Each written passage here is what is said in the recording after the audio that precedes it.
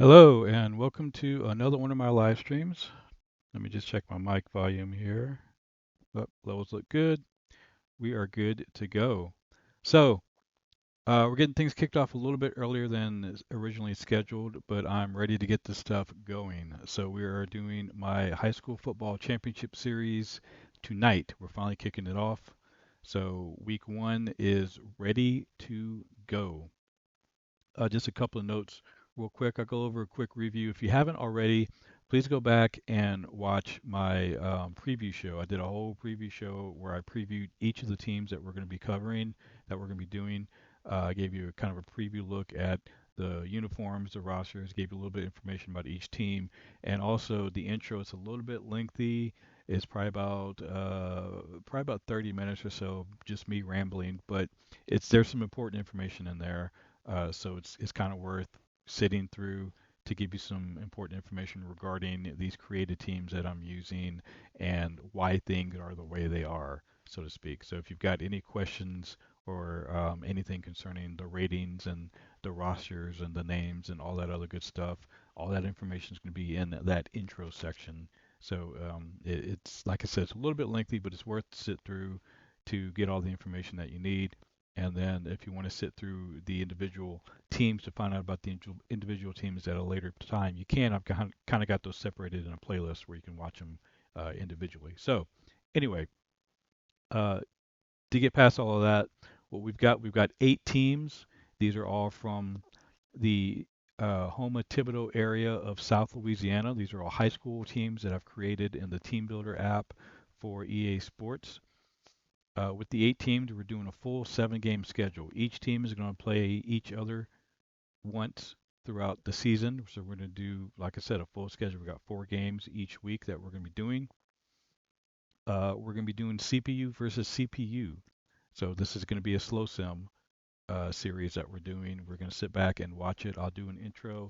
We'll watch the game as if we're watching a real game on TV, and then at the end, I'll kind of do a close up, and then we'll go on from there.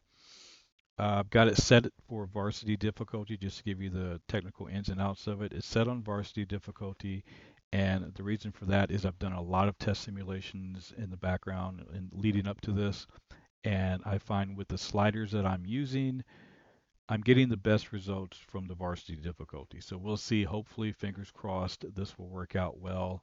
I'm very optimistic about it. With all the test simulations I've done, this seems to be the best results that I'm getting with combination with these particular sliders that I'm using and that difficulty level. I tried All American. I wasn't as happy with how that came out. So hopefully this will work out better. I've got set on 10-minute quarters. Again, I've tried 12. It felt a little long. 15 is definitely too long, I think. So I'm sitting at 10-minute quarters for these. And again, I've been pretty happy with the results on that. I'm going to be doing a college series as well after the high school one. So depending on how this goes, I may bump the college one up to 12-minute quarters, but we'll see how this goes. I've got each team, the schedule is set up with home and away games. They're supposed to be home field advantage. In college football 26, we're going to find out if there's any truth to that.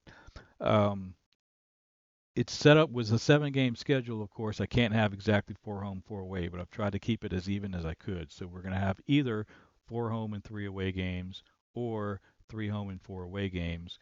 Just kind of how it worked out. But each team is going to be set up that way. So there's not going to be any teams that have like all away games or anything like that. There are a couple of teams that do share a stadium with another team. And because this is a video game, we don't have to do that. The field markings will not reflect that. I was able to, through the magic of the video game editing, I'm able to give each team their own field markings so it looks like they've got their own stadiums. However, as an added level of authenticity, I did arrange the schedule so that if 2 teams are sharing a stadium and one of them is playing at home, the other one will be playing it away that week. So if you've got a keen eye, you can keep an eye out for that. The home and away games will be alternating between those teams that are sharing stadiums. And again, that information is in that intro section. Hint, hint. So you can go watch that and find out exactly who those teams I'm talking about are. Throughout the season, we're also going to be rotating through each team's alternate uniforms. Every team has 5 different uniform options that I've created. Some of them are very, very authentic and reflect older retro throwback version uniforms.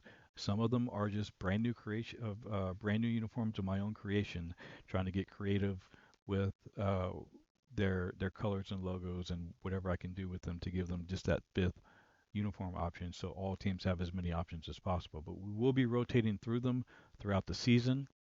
Week 1, we're going to be sticking with the default home and away uniforms for all the teams, but as we get into the season, you'll start to see some of those alternate uniforms popping up in a few games. We're also going to have a rain week, so weather will be a factor at least one week out of the season where all games will be affected by a rain storm coming through. So keep an eye out for that as well. We're going to be posting weekly standings. Obviously, there's no standings right now. They're all 0-0. Everybody's equal.